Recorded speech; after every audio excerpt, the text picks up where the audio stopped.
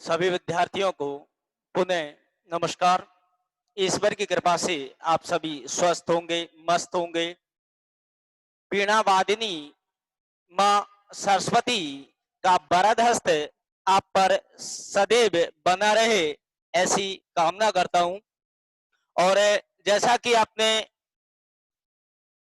पिछले वीडियोज में देखा था, वर्णों की स्थिति हमने समझी थी।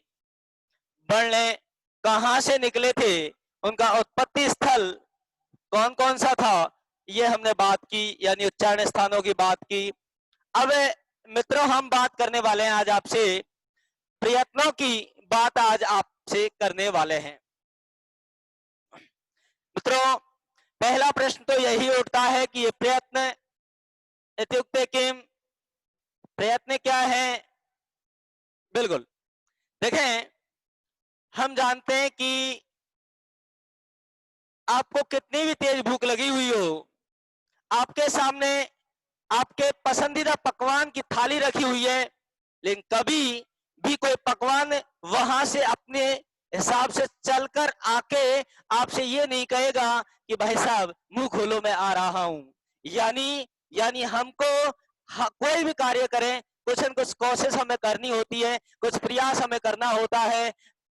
और वो कोशिश या प्रयास जो है वही प्रयत्न है। मित्रों, हमारे जो वर्ण हैं, वर्ण हमारे उच्चारण स्थानों में, यानी उनके अपने अपने उत्पत्ति स्थलों में रहते हैं। अब उन उत्पत्ति स्थलों से मुख के द्वारा जो बाहर आपकी श्रवण इंद्रियों तक आते हैं, तो उसके लिए हमारे स्वर तंत्रियों को, हमारे उच्चारण अवयवों को कुछ प्रयास करना होता है, कुछ कोशिश करनी पड़ती है। और उस यत्न को, उस कोशिश को ही हमारे यहाँ प्रयत्न कहा गया है। प्रयत्न मित्रों दो प्रकार का होता है। प्रयत्न दो प्रकार का होता है, एक अंदर का प्रयत्न और दूसरा बाहर का प्रयत्न। यानी एक आभ्यंतर प्रयत्न होता है और दूसरा बाह्य प्रयत्न होता है। मित्रों, एक और मैं आपको बताना चाहता हूं कि प्राय प्राय ऐसी कोई एग्जाम नहीं बनी जिसमें संस्कृत आती हो और प्रयत्नों से प्रश्न ना आया हो। चाहे कोई फर्स्ट ग्रेड की एग्जाम हो, सेकंड ग्रेड की एग्जाम हो या रीट की एग्जाम हो, बहुत महत्वपूर्ण बिंदु आज आपके सामने रखने वाला हूं मैं, प्रयत्न। और देखना मित्रों, प्रयत्न आप जीवन में कभी इस टॉपिक को नहीं भूल पाओगे।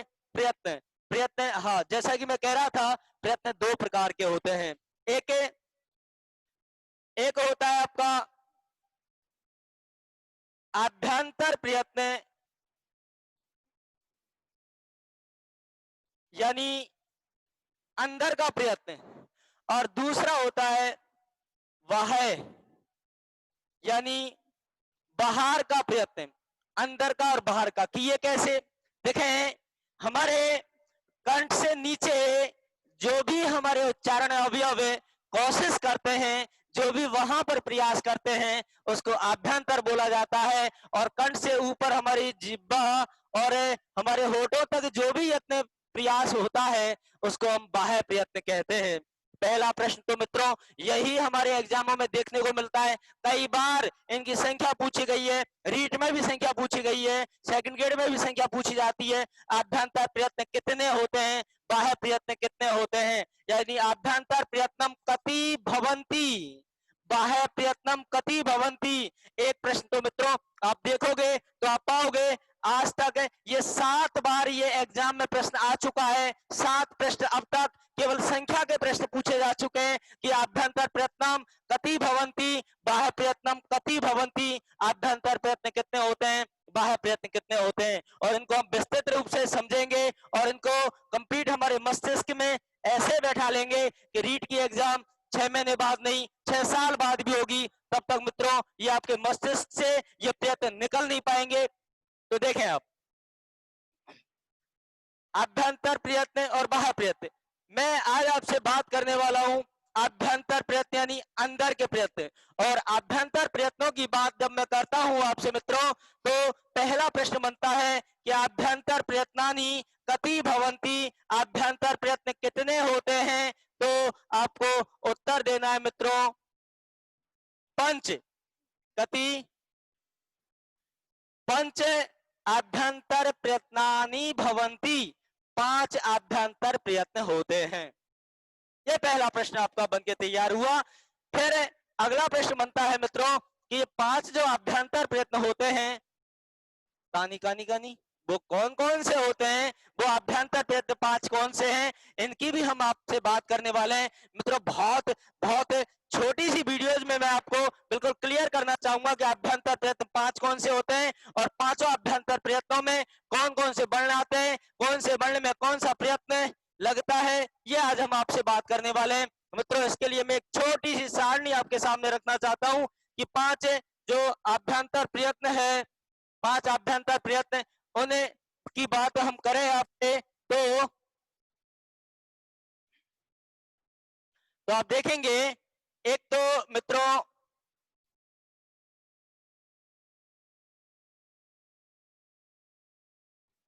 स्पष्टम, दूसरा जो है वो है मित्रों ईसत स्पष्टम, और तीसरा जो आपके सामने आता है वो आता है विव्रतम, और चौथा आ गया ईसद विव्रतम, और अंतिम जो आया वो है संव्रतम। एतानि पंच आभ्यंतर प्रयत्नानि भवन्ति, स्पष्टम, ईसत् स्पष्टम, विव्रतम, ईसत् विव्रतम, संव्रतम। पश्यन्तु स्पष्टम ईसत, ईसत का अर्थ होता है मित्रों थोड़ा, अल्प, कम, यानी स्पष्टम, और ये कम स्पष्टम, थोड़ा स्पष्टम।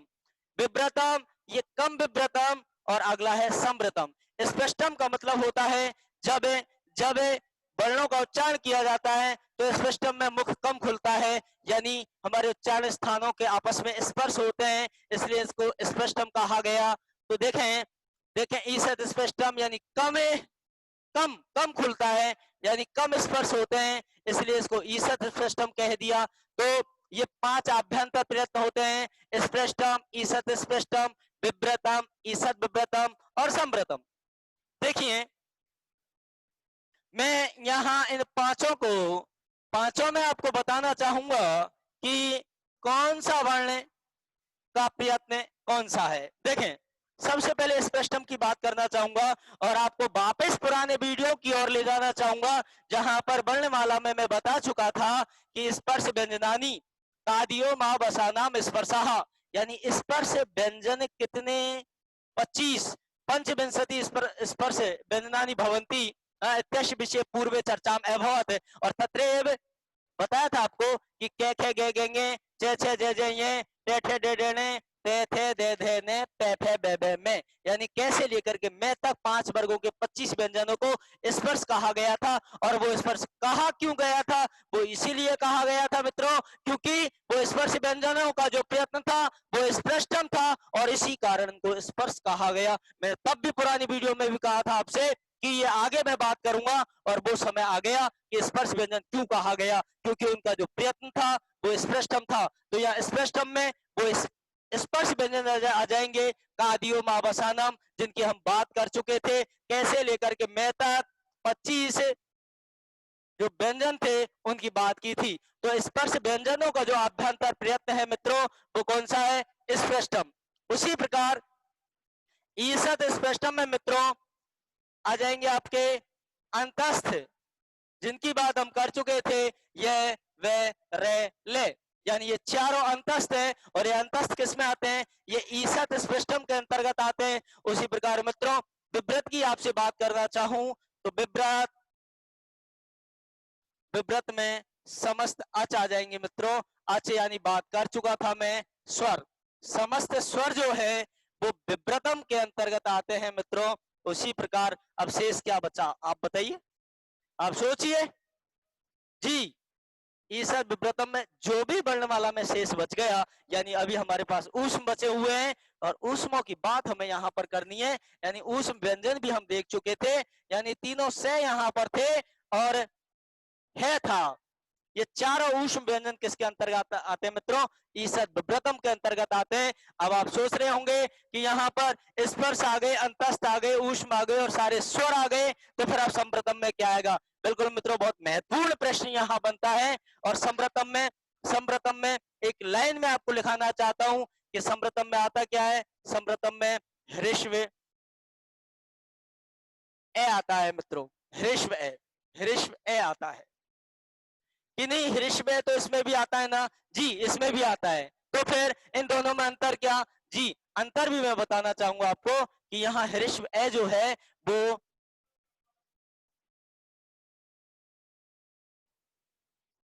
प्रयोगार्थे प्रयोग अर्थ में होता है, जबकि यहाँ पर प्रक्रियार्थे होता है। ये अंतर है मित्रों। अब आप ये भी पूछना चाहेंगे कि ये प्रयोगार्थे क्या है, प्रक्रियार्थे क्या है? हमने प्रारंभ में कहा था मित्रों, केवल हम हमारे स्तर से बात करेंगे। ये जो वीडियो जो बनाई जा रही है वो रीड के लिए बनाई जा रही है, और यहाँ इसकी आवश्यकता नहीं है कि प्रक्रिया अर्थ क्या है, प्रयोग अर्थ क्या है। फिर भी यदि आप इसको विस्तृत समझना चाहते हैं कि प्रयोग अर्थ और प्रक्रिया अर्थ वाले बताओ सही, तो फिर मेरा एक अलग से वीडियो है, उसको आप देखें। उसमें मैंने बहुत अंदर तक की बात आपसे की है कि प्रक्रिया अर्थ क्या होता है और प्रयोग अर्थ क्या होता है। यानी प्रयोगार्थे का मतलब होता है मित्रों कि यानी कोई प्रत्यय इत्यादि का जो अवशिष्ट ए होता है वो संवृतम के अंतर्गत आता है, और जो सामान्य ए होता है जो प्रक्रिया में चलता है वो विव्रतम के अंतर्गत आता है। फिर भी जो सेकंड ग्रेड फर्स्ट ग्रेड वाली जो वीडियो है उसको आप देखें, उसमें मैंने बहुत विस्तार से इनकी चर्चा की है। चलो, तो मैं बात करता हूं आपसे मित्रों। ये आपके 5 मिनट में ये अभ्यंतर प्रयत्न क्लियर हो गए। मैंने बात की थी पहला प्रश्न प्रयत्नों से कि प्रयत्नम कतिविधम, प्रयत्न कितने प्रकार का होता है? तो प्रयत्न कितने प्रकार के होते हैं? हम उत्तर देंगे प्रयत्नम द्विविधम, प्रयत्न 2 प्रकार के होते हैं। द्विविधम प्रयत्न 2 प्रकार के होते हैं, और वो कौन कौन से थे? आभ्यंतरम बाह्यश्च, आभ्यंतर प्रयत्न था और दूसरा बाह्य प्रयत्न था। यहां हमने देखा कि आभ्यंतर प्रयत्न कितने होते हैं। ये प्रश्न कई बार एग्जामों में रीट में भी आया हुआ है मित्रों, ये प्रश्न कि आभ्यंतर प्रयत्नानि कति भवन्ति, आभ्यंतर प्रयत्न कितने होते हैं? और इसके उत्तर में जो मैं बात कर चुका था, अभ्यंतर प्रयत्न पंचः भवन्ति, 5 होते हैं। और तानि कानि कानि स्पष्टम ईसत स्पष्टम विव्रतम ईसत विव्रतम संव्रतम। स्पष्टम अंतर्गत स्पर्श व्यंजन आ गए, और ईसत स्पष्टम में ये वे रेले 4 अंतस्थ आ गए, और विव्रतम में समस्त स्वर आ गए, और ईसत विव्रतम में ऊष्म आ गए, और संव्रतम में ह्रीश्व ए प्रयोगार्थ। मित्रों, यहाँ से जो भी प्रश्न आएगा पूरी पूरी लाइन आपके वहां विकल्प में आपको दिखाई देगी, ह्रीश्व ए प्रयोगार्थ। ठीक है मित्रों, यहाँ अब प्रश्न कैसे पूछा जा सकता है मैंने बताया। एक तो यही पूछा जाएगा आभ्यंतर प्रयत्न कति भवन्ति, दूसरा ये भी पूछा जा सकता है आभ्यंतर प्रयत्नम अस्ति व नास्ति, या कौन सा है या कौन सा नहीं है। दूसरा, इनमें से कोई एक दिया हुआ हो सकता है। मान लीजिए स्पष्टम दिया हुआ है, कहा जाएगा स्पष्टम अंतर्गत के वर्ण भवन्ति, कौन से वर्ण होते हैं? या ईसद स्पष्टम अंतर्गत के वर्ण भवन्ति, इस प्रकार से प्रश्न पूछा जाएगा। तो हमें पता है स्पष्टम में स्पर्श होते हैं और ईसद स्पष्टम में अंतस्थ होते हैं। या फिर उल्टा घुमा के प्रश्न पूछा जा सकता है कि अंतस्थः कस्मिन् अंतर्गते आगच्छति, किसके अंतर्गत आते हैं? हाँ, अंतस्थः कस्मिन् प्रयत्ने अंतर्गते आगच्छन्ति, किसके अंतर्गत आते हैं? तो हम बता सकते हैं कि अंतस्थः ईसत स्पष्टम अंतर्गते और अच विव्रतम अंतर्गते ऊष्माण है ईसत विव्रतम अंतर्गते। तो मित्रों, ये आपके आभ्यंतर प्रयत्न क्लियर हो गए। फिर भी कुछ लोग सोच रहे होंगे कहीं हमने 4 भी देखे हैं। बिल्कुल मित्रों, यदि प्रश्न आते हैं कि कितने अभ्यंतर प्रयत्न होते हैं, तो मित्रों आपको केवल 5 ही जवाब देना है। बाकी मैं आपको बताना चाहूंगा कि व्याकरण सिद्धांत कौमुदीकार भट्टोजी दीक्षित ने आभ्यंतर प्रयत्नों की संख्या 4 ही स्वीकार की है। आभ्यंतर प्रयत्न 4 ही माने हैं भट्टोजी दीक्षित ने। व्याकरण है सिद्धांत कौमुदी में आभ्यंतर प्रयत्नों की संख्या 4 है मित्रों। फिर अगला प्रश्न होता है कि कौन सा नहीं माना, तो आपकी नजर, यदि ये प्रश्न पूछ लिया जाए तो आपकी नजर यहां जाती है, लेकिन नहीं मित्रों, इसको भट्टोजी दीक्षित ने स्वीकार किया है। यहां यहां उत्तर आएगा मित्रों कौन सा, ईसद विव्रतम, यानी भट्टोजी दीक्षित ने ईसद विव्रतम को नहीं माना। फिर प्रश्न खड़ा होता है कि जब ईसद विव्रतम को भट्टोजी दीक्षित महोदय ने स्वीकार नहीं किया तो फिर ऊष्माणों को कहां रखा। जी, ये एक महत्वपूर्ण प्रश्न। और ऊष्माणों को विव्रतम के अंतर्गत रखा मित्रों।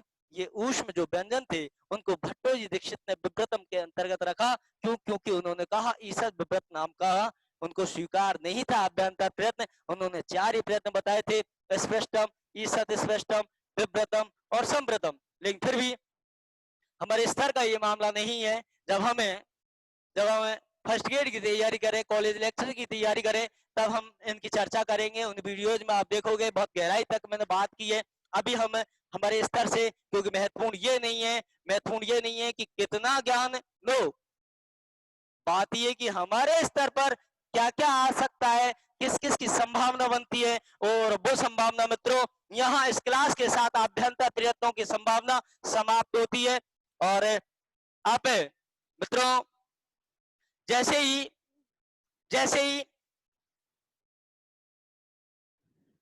आप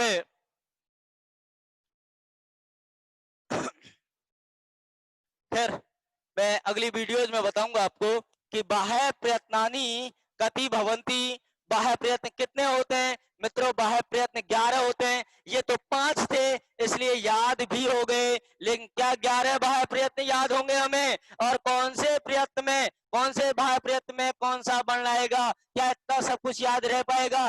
बिल्कुल दावे के साथ कह रहा हूं मित्रों, अगले वीडियो को जरूर देखना, जरूर देखना। आपको ये 11 बाह्य प्रयत्न चुटकियों में मित्रों, चुटकियों में आप इनको याद कर पाएंगे। अभी आपसे मेरा इतना ही निवेदन है कि हमारे YouTube चैनल को अधिक से अधिक सब्सक्राइब करें, अधिक से अधिक शेयर करें। और आप जो भी उस वीडियो से संबंधित जो कोई प्रश्न हो तो आप YouTube चैनल पर भी आप अपने कमेंट्स दे सकते हैं। और जैसे ही आप कमेंट्स देंगे तो तय है, हम हमारे पास जैसे ही आपके कमेंट्स आएंगे हम उनके उत्तर देने का पूरा प्रयास करेंगे। वेदांत क्लासेस के नाम से ये YouTube चैनल है, इसको आप पुनः आपसे कह रहे हैं, जो भी आपके मित्र हैं उन सभी से कहें और अधिकाधिक इसको सब्सक्राइब करवाएं। थैंक यू, धन्यवाद, जय हिंद, जय भारत। बंद करना, उधर करें एंड मीटिंग एंड।